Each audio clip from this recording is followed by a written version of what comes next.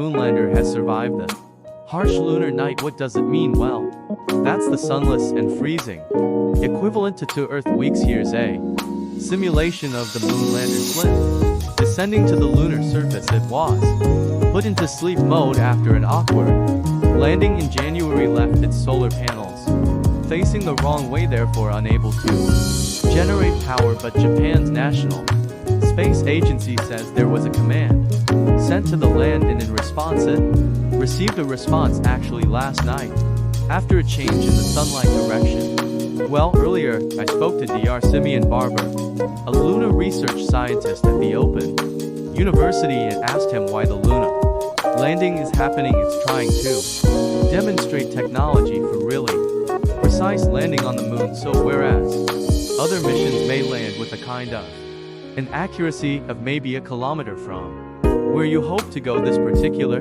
lander was aiming to land within maybe 10 meters of its target landing site, so it was using cameras to see the surface as it descended to the ground and constantly adjusting its attitude, its rocket motors, in order to try and pinpoint land. It actually landed really well in terms of its accuracy, but unfortunately there was kind of a last-minute glitch, which meant it went slightly off course, landed on the edge of a crater, basically, and toppled over as it landed. So yeah, we have this unfortunate situation where it's the solar panels not pointing where they should be, so it's not generating electricity as it was hoped to have been doing, but it survived the Luna. Kayana, tell me more. How did it do that, and why was that so important? So surviving lunar night is sounds very romantic, doesn't it?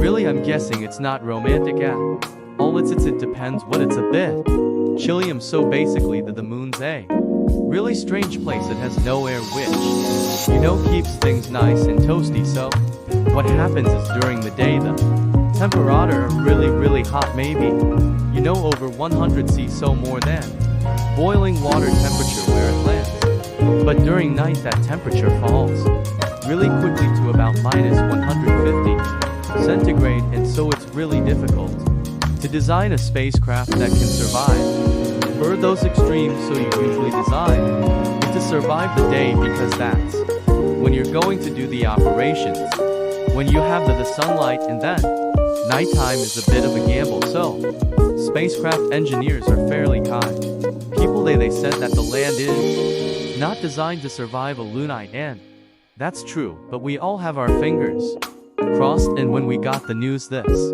morning that it had actually survived and woken up autonomously and started communicating and responding to signals, then that was a really good way to start on Monday morning. Basically always nice to have a good way to start a Monday morning.